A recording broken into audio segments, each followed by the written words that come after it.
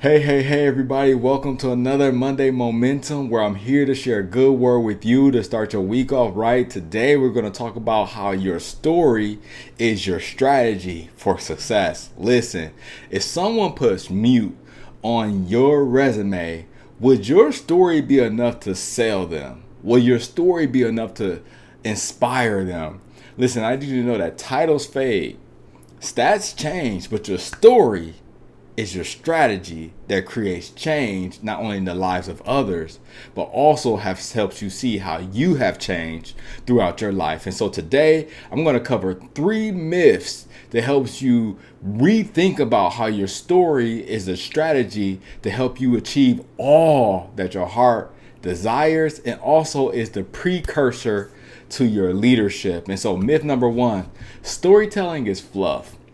Listen, most people think storytelling is fluff. They think that your story is not enough to give you credibility, but I need you to know that facts tell, but stories sell. Stories get buy-in. When you can tell a good story, you can captivate my heart. If you can captivate my heart and change my heart, you can change my mind. If you can change my mind, you will change all the communities and environments, the policies, the protocols, the things that I have influence over will change as well. Instead of listing achievements, what I need you to do is use this three-story framework and formula to kind of tell those stories to get people bought in to who you are, to sell yourself, to networks and communities that want to see you achieve and win at the highest level. And so you want to start with the first C, which is challenge. What obstacles did you face? And then after there's, you want to talk about the choice. So the decisions that you made that when you were under pressure, and then what was the change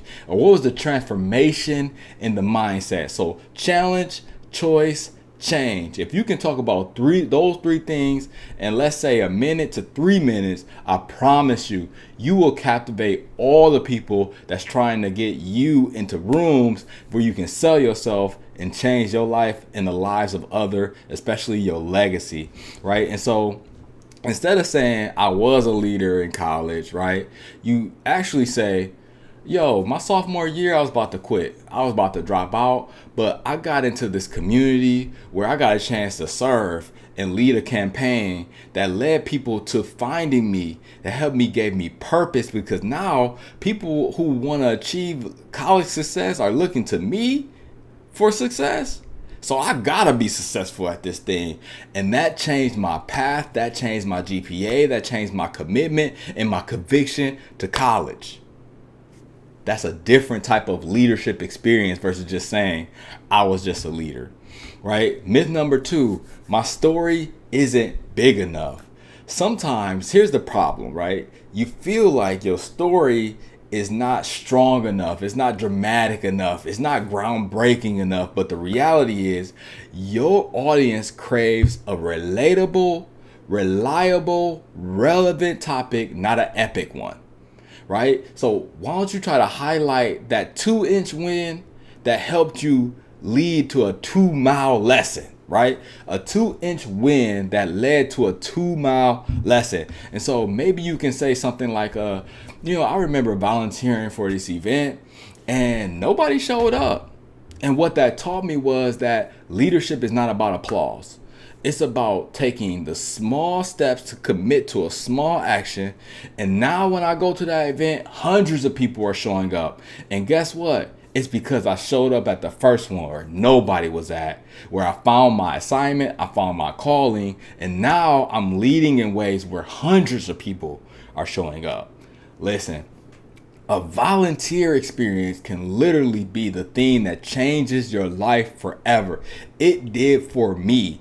Before I was a teacher, I was a hall director, volunteering to teach a 4-credit course for years. I spent thousands of hours developing curriculum for hundreds of students and never got paid a dime for it.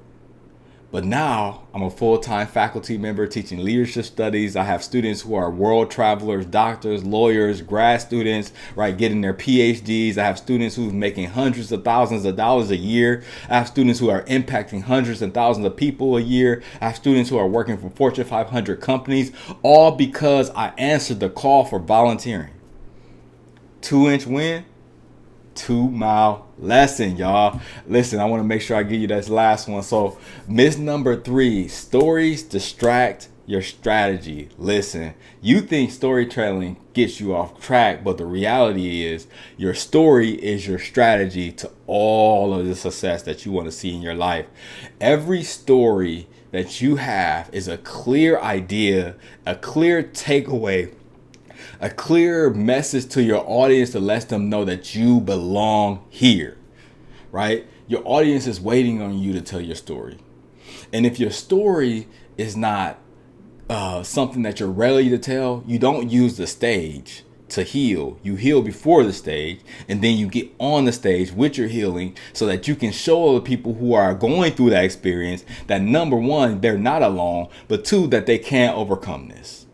Right? And so if your story is about bouncing back from rejection, this strategy could be for you, where you take some time to list out 3 people that you'll follow up with and say, even if they don't respond, you want to just let them know that you appreciate them. You want to let them know that they helped you in some way. Because reality is, rejection is just redirection to your calling. Right? And so if they don't answer, you keep reaching out until you get somebody who do answer, and then that answer is now being answered, right? Your call is now being answered, right? And so I want to make sure that you take the time to know that your story is your strategy to all the things that you want to see be successful in your life. For me, I had a vision when I was 3 years old about being a husband and a father and being responsible for the upbringing of my sons in the home. And now I'm a husband and I'm a father, and I'm responsible for the upbringing of my sons in the home with them. And I also help professionals and students develop mission and vision-driven leadership so they can know how they impact people. So when people come to them and ask for their advice, they know what to expect to get from you. Right? When people come to you to get advice, I want to work with you on your mission and your vision so that people come to you, they know what they're coming to you for. I hope this was great. All right, I want you to maybe lock in on these 3 strategies. 1, write your story using the 3C framework: challenge, choice, change. Right? Find your 2-inch win that taught you 2-mile lessons and share that, of course, on social media with community, and then tie every story to the next step or action that you need to take to be successful in your life, right? And so what I need you to know is that when your story isn't clear, your strategy isn't near. When your story isn't clear, your strategy isn't near. And so don't just lead with logic, right? Your story allows you to lead with legacy, not only that what you come from, but what you're building. And I need you to know that you don't need a title to make people listen. You need a more interesting story with a really clear mission, y'all. And so, listen, why this works: it combines motivation and method. Each myth is tied to a practical step to help you succeed. And of course, I'm going to always end you with something powerful. And so you don't need a title to make people listen. You need a mission-driven story to help people buy into all the things that you're trying to sell. Listen, y'all, if this was great, make sure you like, you share, you subscribe, right? Make sure that you're here for the next one. I'm always here every single Monday. I'm sharing a new video with you to start your week off right. This week, we talked about how your story is your strategy. And of course, as always, keep doing the good work.